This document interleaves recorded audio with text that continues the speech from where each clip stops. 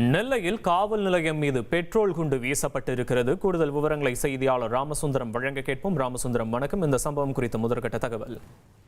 நெல்லை மாநகரத்தின் முக்கிய காவல் நிலையமாக விளங்குவது சட்டநல்லூர் காவல் நிலையம். இந்த காவல் நிலையத்துல இன்று மதிய வேளையில இருசக்கர வாகனத்தில் வந்த சிலர் திடீரென பெட்ரோல் குண்டை வீசிவிட்டு சென்றிருக்கிறார்கள். இந்த பெட்ரோல் குண்டு 2 இடங்கள்ல பட்டு வெடித்திருக்கிறது.